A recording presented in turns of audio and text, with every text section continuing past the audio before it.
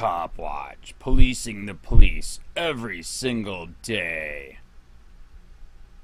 We have an update tonight on the GBI's investigation of Uri Martin's death, the man who was tasered to death while in custody of Washington County deputies.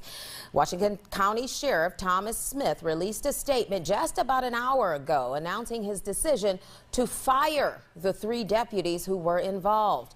The GBI released findings that the 3 officers, deputies Michael Howell, Henry L. Copeland, and Rhett Scott, violated many of Washington County Sheriff's Office's standard operating procedures. The termination of the 3 officers is effective immediately.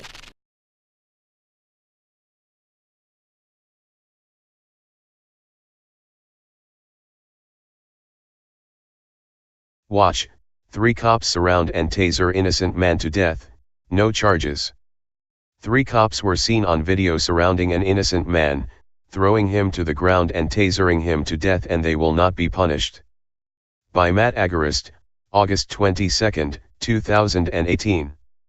Washington County, GA 3 officers were officially charged with murder last December after they were caught on video tasering an innocent mentally ill man to death. However, a judge apparently sympathetic to killer cops quietly dismissed all charges earlier this year despite the fact that the grand jury unanimously indicted them. After the Washington County deputies were indicted in December, the family of the victim, Uri Lee Martin, thought they may receive some justice. But, thanks to a system that protects killers, that won't happen. Earlier this year, Senior Superior Court Judge H. Gibbs Flanders Jr., of the Dublin Judicial Circuit, ruled that the indictments returned by the grand jury were invalid because no court reporter was present and that the facts pertaining to their defense attorney's motion are undisputed. The judge said District Attorney Hayward Altman made a mistake when he told the court reporter she was not needed the day the grand jury met in closed session. He left the door open for the prosecutor to resubmit the case to a new grand jury, but here we are 6 months later and that has yet to happen. On July 7, 2017, Martin, 58, had broken no law as he walked to a family member's home to celebrate a birthday. However, he was stopped by police, surrounded, and repeatedly tasered until his heart stopped and he stopped breathing. According to police, Martin, who lives in a group home for mentally ill people, had left his home that day to walk to a relative's house for a party. It was a 20-mile walk, so naturally Martin became thirsty.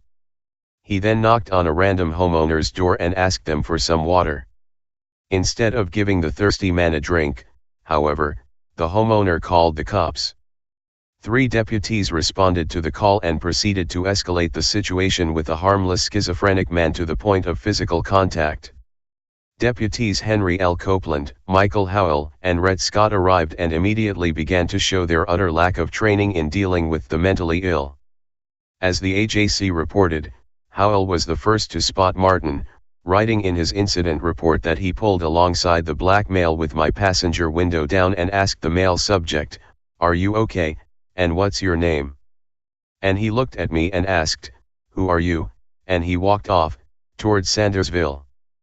That was all that was written in the report, at least as far as the public is concerned. The deputies and the department never released a statement as to why they deployed their tasers. However, a good Samaritan happened to be driving by and pulled out his camera to film the police taser Martin for no reason. As the video below shows, Martin was backing away from deputies when they deployed their tasers. The video shows the harmless and entirely innocent man who had done absolutely nothing wrong writhing in pain on the ground as deputies Copeland, Howell, and Scott tasered him over and over again. Nothing in the cell phone video shows Martin give the deputies a reason to taser him, but they did.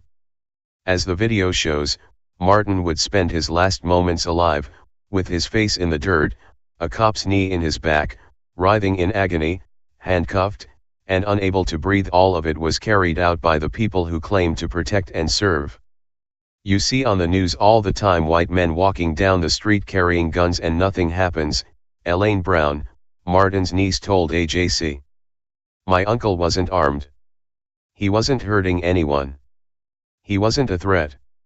Yet police killed him, and now, thanks to a corrupt and broken system, they will not suffer any consequences. Spread the love. Police use who may want to retaliate against him physically. Hey Charlotte County, this is Charlotte County Cop Watch, and I just wanted you to know that I am using this stuff under fair use. And also remember to like and subscribe this channel. Also too, keep in mind I do not make any money on YouTube. This is 5 hours work a day, you know, fighting for freedom. And you can donate with PayPal and Patreon. I just want you to think about this. If everybody gives to PayPal and Patreon, Patreon is every month. Actually, PayPal you can do every month. I have 12,000 subscribers. If everybody gives, I can quit my regular job and go full-time investigations on Charlotte County and possibly even more and beyond. So just keep that in mind. If everybody helps out, I can go full-time doing this. Thanks.